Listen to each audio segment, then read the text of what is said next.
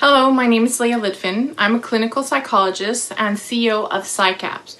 We build mobile mental health games that build resilience and boost your mental well-being. Today, we're going to be talking about demonstrating our abilities. Especially in times like these where we're kind of like locked indoors and we can't do the things we usually do, it's really important to be able to kind of like tap into our talents and skills and find creative ways and outlets to be able to show the world our best selves. My first guest is Frederick Ferrier, who has a few good ideas about how not to go stir crazy and demonstrate his abilities while social distancing. Thanks for joining me today on day 2 of our Clear 14-Day Resilience Building Challenge. Can you introduce yourself a little bit for those of us who don't know you yet? My name is Frederick Ferrier. I'm a singer. I'm on a TV show called Made in Chelsea, and I'm English, but my father is Icelandic, which is where I get my long hair from. And excitingly, I've decided to grow a beard for this quarantine, which is the first, which I've never done before, which is quite exciting.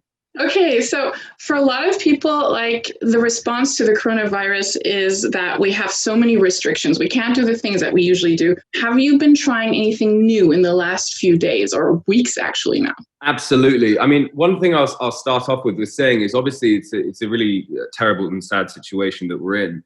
But I think it's so important in these sort of times to just try and have a paradigm shift and see things positively. In my case, I'm very fortunate to be surrounded by my musical instruments, which are my babies.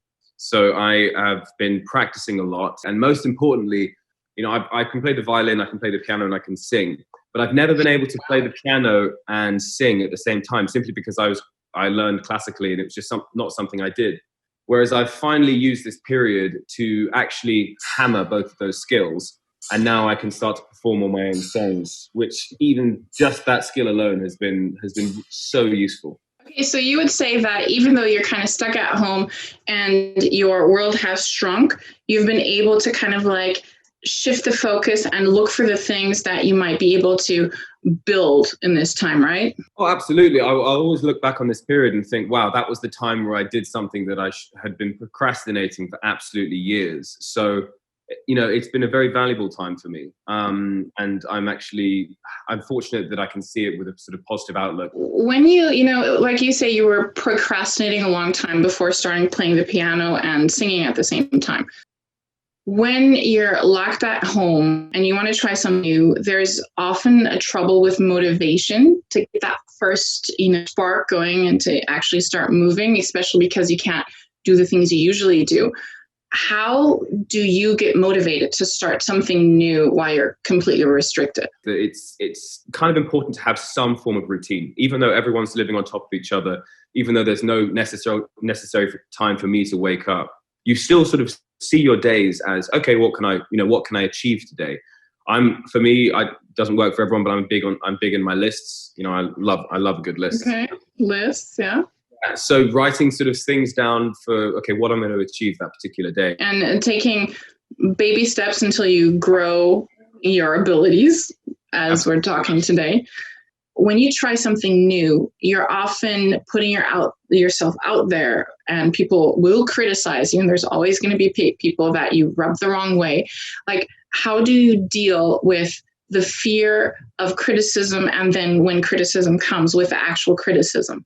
That's a great question, and it's very, very relevant in not just in my space, but I think in everyone's. And when it comes to the first step, there's so much fear around what people think. Mm-hmm. So it's important to be comfortable with yourself, and it's so important to just listen and to think, I'm happy with this, and if, for example, I'll probably upload some me playing the piano and singing and stuff, and if you're hammering, looking at the comments, and you're literally, it's almost like you're waiting for that bad comment, because this is great, you're like, yeah. What's that person saying? If you're waiting on that particular, you don't want to post something, say if you're a fashion blogger or whatever, I don't like the way I look here, so I'm not going to post it. I'll face tune that a little bit, and I'll get a better shot. Just put stuff out there and start. Of course, you're always going to have an opinion, but the sooner you start, the sooner you just improve and you get used to it. Yeah. And then And then confidence levels come with time. Getting feedback maybe from trusted sources as well, from mentors or people who actually know what they're talking about out of the space, can get you to that point so that when, someone has something harsh to say, you might be able to internalize it because it's coming from a bad place. Exactly. Maybe. And also, the thing is that I say this now, no one was more sort of, worried about what people thought of them than I was when I first started singing. Because guess what? Every single person is a, world famous music critic. And they're like, yeah, this is good. I really prefer this. And I don't like you sound so much better in the lower register. And then someone else will say this. And before you know it, there's so much information coming in from every single angle, you don't know where to start. So that's really important. Just also listen to people, but eventually just be confident in your own actions. And that's the way forward. I think this has been really, really helpful, seeing someone, who's well on their way, but still has space for improvement. For some of us who aren't quite ready to demonstrate our abilities on a stage, there is an opportunity that most of us do. Maybe I do it myself, who knows, is singing under the shower. What kind of tips could you give us, like a mini vocal lesson for singing under the shower? Well, firstly, you're talking to a professional shower singer right here. It's my favorite. It will always be my favorite place to sing. Top tips, make sure you always lock the door. Pick your favorite conditioner bottle as a microphone, and sing like no one is listening. And just, you can really belt out. That's your time. And also always be naked. Okay. Well, thank you so much. This has been a delight, and stay safe. Stay safe. Thank you very much.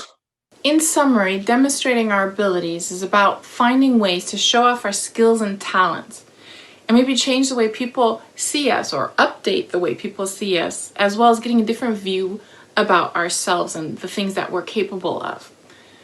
For today's exercise, why not sit down and write all the things down that you can do, that maybe other people haven't seen of you yet, that can allow you to show in front of your friends and family what you have in you, and write a list and see what can you do, what can you demonstrate that makes you feel strong, self-confident, and resilient. And if you want to have the whole full exercise for today, please go to our website. The link is in the bio, and there's a lot more to do, especially we have 14 days all together. Thank you very much, and demonstrate your abilities.